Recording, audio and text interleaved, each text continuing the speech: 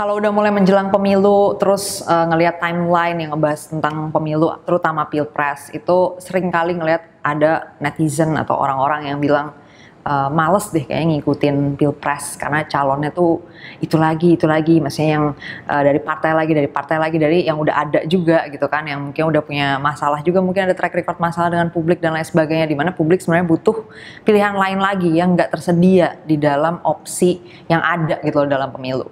Nah, di situ sebenarnya banyak yang punya aspirasi, coba dong, boleh dong calon independen atau enggak thresholdnya diturunin. Nah, jadi kenapa sih pilihan itu jadi terbatas banget sebenarnya? Karena ada threshold ini nih yang disebut sebagai presidential threshold yang angkanya tinggi banget, yaitu 20%. Jadi satu, presiden itu cuma bisa dicalonin sama partai, dan yang kedua, partai yang bisa nyalonin ini suaranya tuh harus minimal 20% partai atau koalisi partai ya. Itu total suara pemilihnya harus minimal 20%. Nah, itu kan gede banget ya, 1/5 ya 20% di DPR. Nah, jadinya sedikit akhirnya calonnya karena yang bisa mencapai si threshold ini ya dikit gitu kan. Nah, itulah yang menyebabkan jadi banyak orang tadi nggak terserap nih aspirasinya di dalam opsi-opsi presiden atau capres dan cawapres yang ada. Nah, sekarang pertanyaannya, kenapa sih aturan ini nggak diubah gitu kan? Atau kenapa aturan ini ada? Dan kalau misalnya mau diubah, gimana sih caranya? Sebenarnya udah ada banyak usaha mengubah yang sejauh ini masih gagal. Nah, kita juga akan bahasnya di sini. Kenapa bisa gagal? Dan apakah di masa depan atau in the future gitu ya, kita bisa perjuangin lagi nih aspirasi kita semua yang pengen lebih banyak sebenarnya opsi yang tersedia di dalam pilpres. Kita bahas di dalam Bedah Politik bersama dengan Mas Saiful Mujani.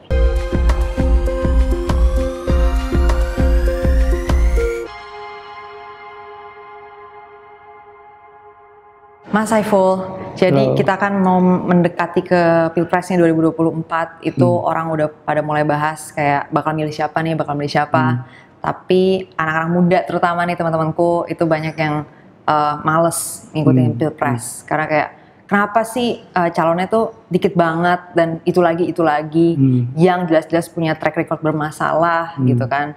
Kayak orang juga tahu kan dari pilpres kemarin juga kita udah tahu nama-nama ini kan udah jelas nih ada masalah inilah, masalah itu. Kenapa nggak ada pilihan lain sih gitu kan? Nah, di situ kan akhirnya muncullah yang namanya masalah presidential threshold. Jadi aku bilang bahwa emang kita tuh ada threshold nih 20% di mana kita nggak bisa nyalonin, kalau misalnya partai baru mau nyalonin ya nggak bisa, orang dia juga belum punya suara gitu kan. Nah, jadi kita mau bahas di sini Mas Saiful, sebenarnya ada peluang nggak sih untuk threshold ini tuh dihapus atau diubah lah, seenggaknya dikurangin atau gimana supaya kita bisa dapat lebih banyak opsi deh gitu dalam pilpres gitu Mas Saiful? Secara konstitusional ya, kalau kita lihat bicara tentang secara legal, peluang itu ada. Karena apa? Karena threshold tadi mau 20%, mau 15%, mau 4%, atau mau 0%, itu bukan konstitusi. Jadi nggak diatur secara saklek di konstitusi, dalam konstitusi bahwa harus segini ya, gitu. Betul. Ya? Itu adalah undang-undang. Yang itu merupakan turunan tafsiran DPR, tafsiran politik DPR terhadap konstitusi. Dalam konstitusi kita adalah hanya ada pernyataan bahwa calon presiden itu diusulkan oleh partai politik. That's it. Ya, partai politiknya harus sebesar apa tidak ada eksplisit di situ. Tapi kemudian diusulkan oleh partai politik, diterjemahkan secara politik di DPR harus 20%, pernah sekarang juga 20%. Ya. Nah, akibat tingginya 20% seperti Kania bilang tadi, maka peluang untuk mendapatkan calon-calon yang dalam tanda kutip mungkin fresh gitu ya, yang lebih diharapkan menjadi tertutup. Misalnya di dalam sistem presidensial yang sebenarnya, misalnya contoh kita barusan mengikuti pemilihan presiden di Prancis yang baru 2 hari yang lalu baru selesai, itu jumlah calonnya 12 ya. Padahal Prancis itu tidak menganut sistem presidensial murni. Prancis itu menganut sistem semi presidensial gitu ya. Jadi campuran antara parlemen dengan presiden. Itu pun pencalonan presiden cukup terbuka, tidak ada threshold yang besar seperti itu. Itu satu. Ada 12 calon, walaupun kita tahunya adalah Macron sama Le Pen gitu ya. Hanya 2 itu yang dimuat oleh media, tapi sesungguhnya ada 12 pasangan ya. Nah, itu satu. Kita kembali di Amerika Serikat yang merupakan itu model dari sistem presidensialisme yang klasik. Syarat untuk jadi calon itu kan ya, yang penting adalah dia kelahiran Amerika, tinggal tetap di Amerika minimal 15 tahun gitu ya, tidak melakukan kriminal dan seterusnya, tentu saja kayak begitu. Tidak ada unsur yang lain, tidak harus dari partai politik. Anda declare sendiri, saya mau nyalon boleh, asal kalau dia menghabiskan uang lebih dari $5.000, kamu harus daftar ke KPU, harus kasih KPU, saya mau nyalon, that's it. Jadi bisa puluhan, terbukti dalam pemilihan presiden terakhir di Amerika Serikat kemarin 2020 itu, Biden. Ya Biden sama Trump, kita tahunya kan cuma 2 itu. Ya, Padahal pasangannya ada 36, ya kan? Kalau nggak salah Kanye West juga Mas. Iya. Jadi ada calon yang independen seperti dalam pilkada kita, kayak kira-kira kayak begitu. Nah, iya itu Mas, by the way. Itu iya. kan pilkada kan boleh ya? Boleh, karena dalam konstitusinya mengatakan bukan partai politik, bahwa gubernur, wali kota atau bupati atau kepala daerah ya itu dipilih secara demokratis. Itu bahasa konstitusinya, undang-undang dasarnya. Tidak ada kata-kata partai di situ. Oh, jadi karena memang nggak harus ya? Nggak harus. Nah, ini kalau presiden memang spesifik disebutkan di situ harus dipilih, diusulkan oleh partai politik. Nah, cuma kan harus oke lah gitu ya sebagai hasil kompromi diusulkan oleh partai politik, tapi jangan 20% dong. Sebutlah tanpa threshold, mungkin nggak tanpa threshold. Nah sekarang Profesor Yusril sedang mereview ini. Selama ini review udah dilakukan ke MK, judicial review untuk menggugat threshold ini, tapi ditolak terus sama Mahkamah Konstitusi. Jadi masih gagal lah sejauh ini usaha. Tapi alasannya terutama yang masuk akal adalah karena yang mengajukan mereview itu adalah orang-orang individual sebagai warga negara dan merasa rugi secara konstitusional. Padahal domain pemilihan pencalonan presiden itu domain di partai politik. Jadi mereka tidak mewakili partai politik. Iya, nggak bisa individu mengajukan calon. Jadi tidak punya legal standing. Gitu. Misalnya saya ya calonnya kayak gitu-gitu, rugi saya sebagai warga negara nggak punya pilihan. Iya kan? Saya ngajukan ke ini, ke Mahkamah Konstitusi. Mahkamah Konstitusi menolak. Iya, semua. Siapa ini kan individu ya? Iya betul. Parpolnya betul. Parpol mana? Harus parpol. Nah, Pak Profesor Yusril sekarang sedang mengajukan ke Mahkamah Konstitusi mengatasnamakan partai politik gitu ya. Kita lihat hasilnya nanti. Harusnya menurut saya adalah bahwa tidak ada aturan yang saklek di konstitusi bahwa harus ada threshold berapapun itu kan tidak ada. Cukup partai politik. Kalau partai politik berarti partai yang diakui oleh negara, yang terdaftar di Menkumham kan gitu loh. Jadi partai-partai yang bahkan tidak lolos ke Senayan pun itu harusnya punya hak untuk mencalonkan orang jadi presiden seperti negara-negara sistem presidensial lain yang normal, kira-kira begitu. Nah, kita ini abnormal. Sistem presidensial tapi didikte oleh parlemen, oleh partai politik. Oleh karena itu ada istilah presiden yang dipilih langsung oleh rakyat, yang itu sebetulnya sangat berkuasa, sangat powerful, tidak bisa dijatuhkan oleh siapa-siapa. Ada partai yang bilang itu petugas partai. Itu kan menghina menghina sistem menghina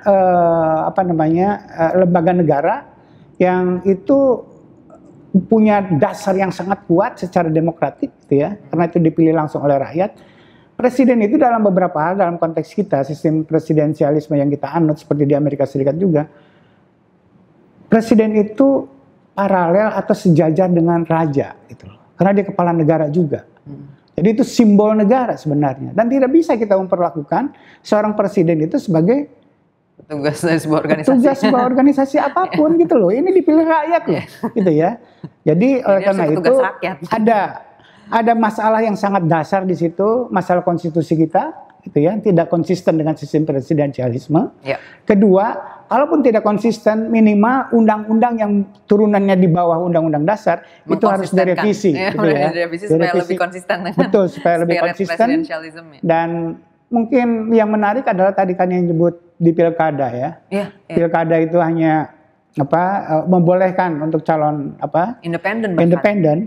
Padahal hierarki tingkat pentingnya pilkada pasti lebih rendah daripada pemilihan presiden kan? Betul. Mestinya pondasinya presiden itu lebih kuat daripada pilkada. Kenyataannya kan tidak. Nah, di situ ada persoalan konstitusional kita. Pilkada bisa lebih menyerap aspirasi publik gitu dengan dia lebih membuka akses untuk orang masuk ke dalam kompetisi. Walaupun tidak mudah, tapi minimal terbuka peluang untuk itu. Peluangnya. Kalau yang di tingkat nasional kan justru nggak ada sama sekali. Jadi sekali lagi ada dua masalah di situ kan ya. Satu pada soal konstitusi. Konstitusinya mungkin harus diamandemen ke depan agar dia menjadi presidensialisme yang normal. Itu satu. Di mana presiden itu tidak didikte oleh parlemen, oleh partai politik. Kedua adalah merubah undang-undang yang dibuat oleh DPR. Yang itu terjemahan dari undang-undang dasar yang dalam bentuk terjemahannya itu dalam bentuk threshold yang sangat tinggi tersebut yang menghambat bagi munculnya kader-kader atau putra-putri bangsa yang baik, semakin banyak kan semakin baik. Ada peluang masyarakat untuk memilih dan sebagainya seperti itu sehingga kita punya kepemimpinan yang lebih baik ke depan. Oke Mas Saiful, aku mau nanggepin dikit. Tadi kan yang di JR oleh Prof. Yusril itu adalah ketentuan threshold itu ya, 20%. Nah kalau misalnya JR itu kan konsepnya misalnya diterima berarti kan ini nggak berlaku lagi nih ketentuannya. Ya nggak, misalnya aturan ini jadi gugur kan undang-undangnya. Nah, terus berarti pada saat misalnya udah di-approve, terus berarti apakah thresholdnya jadi hilang atau DPR harus mengeluarkan undang-undang baru ya? Harus ada. Harus ada undang-undang baru yang menggantikan yang gugur tadi gitu ya. Nah, diperintahkan gitu ya kepada DPR. Berarti problemnya akan kembali di situ lagi ya, karena kan undang-undang ini dibuat oleh partai yang berkuasa kan. Nah, jadi mereka ya kemungkinan besar akan mengeluarkan aturan-aturan yang juga melindungi kepentingan mereka dong gitu. Bisa gitu ya.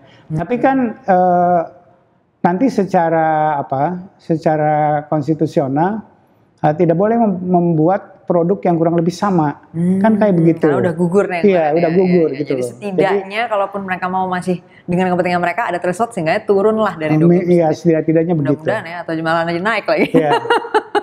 Mudah-mudahan turun ya. Iya, karena kita punya aspirasi ya, seterbuka mungkin, seinklusif mungkin.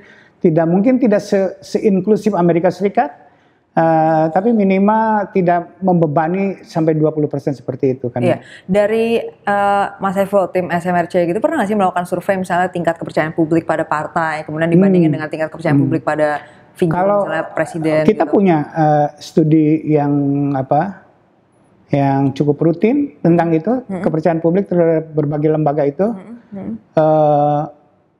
Kepercayaan paling rendah adalah pada partai politik. Nah, itu kan harusnya itu masalah. Tapi kan politisi kita tidak punya concern dengan soal kepercayaan publik, kira-kira kayak begitu. Concern mereka yang penting mereka dipilih, berapapun yang milih dan sebagainya kayak begitu. Itu bukan concern yang utama bagi mereka. Jadi kalau bicara tentang kalau mereka concern dengan trust publik, ya.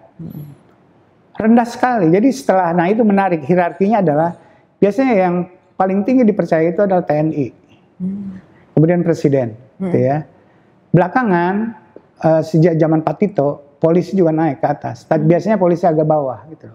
Nah, yang paling bontot itu partai politik. Di atas partai politik adalah DPR. Itu. Dan itu udah tahunan di dalam survei kita. Artinya orang harus retrospeksi, gitu ya. Harus mawas diri apa yang salah sehingga rakyat tidak percaya terhadap partai politik dan terhadap DPR. Betul. Sehatnya sih seperti itu ya harusnya mentalitasnya. Harusnya, ya. Iya, makanya kan maksudku tadi adalah koneksi ke topik kita hari ini kan dengan posisi public trust yang rendah begitu.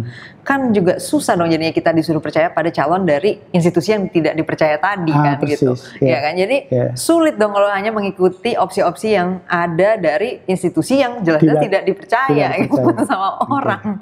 Mudah-mudahan itu jadi masukan. Iya, makanya ya harapannya sih dengan ya mungkin sekarang Prof. Yusril lagi dalam proses juga ya.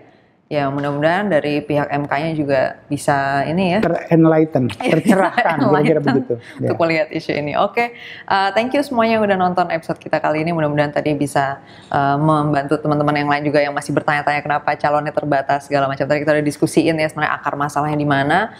Sekarang harapan kita ada di JR-nya Prof. Yusril. Mudah-mudahan dari pihak MK-nya bisa tercerahkan dan membuka peluang inilah dengan lebih baik supaya aspirasi dari publik bisa lebih terserap. Sampai ketemu di episode Bedah Politik bersama dengan Mas Saiful Mujani yang berikutnya.